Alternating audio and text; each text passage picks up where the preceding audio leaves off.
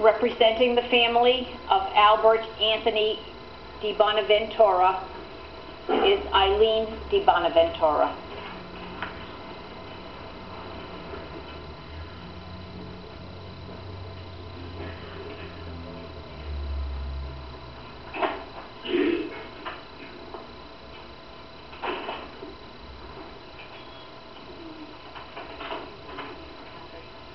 I'm EILEEN DiBonaventura.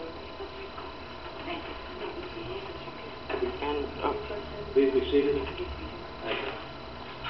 I am EILEEN DiBonaventura. This is my husband, Albert DiBonaventura.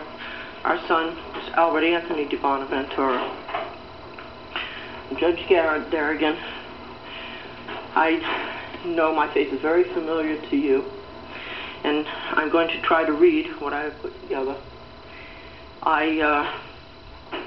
As you mentioned in the weekly sentencing, you pointed out that I had attended as many of the court hearings as I was able to. My day off I would spend and walk blocks to the court with the request from the prosecutors in support of their efforts. I'm sincerely disappointed. I know you are. Judge Darigan, we are here today because you invited us. You included with your letter a sheet reminding us of the restrictive guidelines that we must and will adhere to. The guidelines leave little room for a true impact statement to be heard.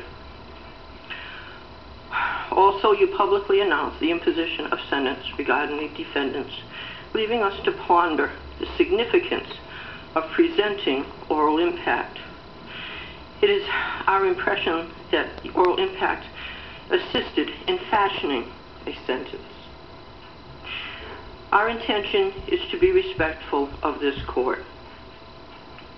Appearing here today, speaking out, is not an easy thing to do, Judge. I'm not a public speaker. I'm merely a wife, mom, and grandmother. We are here today because our son and other loved ones were put in harm's way, death resulting. Grossly negligent individuals did in fact choose to play Russian roulette with the lives of unsuspecting, loving human beings. As you are aware, our son had a plan for his future. Our son Al had potential. Al was just shy of 6 feet and towered over the two of us. Al was thin and lanky. His long arms always had hugs for everyone. Al would be 22 years young this November 26th, had his life not been put in jeopardy. Al taught me how to maneuver the computer. He and I were always debating issues. Al's dad was out of town on business the week of the fire. It had snowed so much that winter, everyone had cabin fever.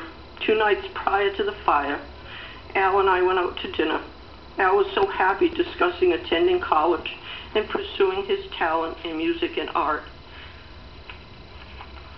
We always had heart-to-heart conversations. We were a very closely knit family. I thought to myself as I listened to our young son, wow, our son is so mature and I am so proud of him. We were so blessed Al was born, we cherished him. So many of Al's friends have told us how inspirational he was in their lives. The hardest thing we have ever had to do, Judge Darigan, is to bury our son. We realize God and Al gives us the strength to get through each day. A mother's instinct is to protect her children from harm, no matter what the age. I am unable to put into words how much we miss our son. Only other families directly affected are able to comprehend the true heartbreak we suffer.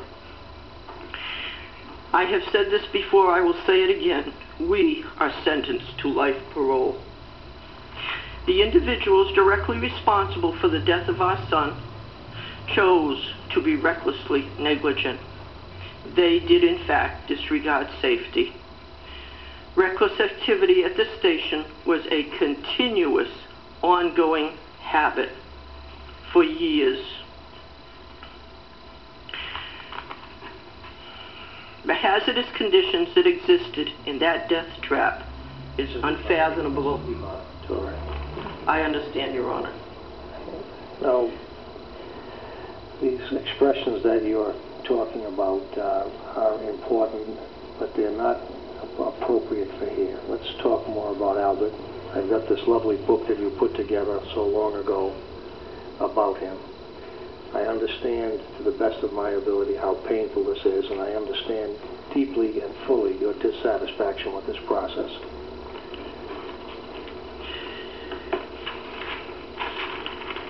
I will try my best, Your Honor. Thank you.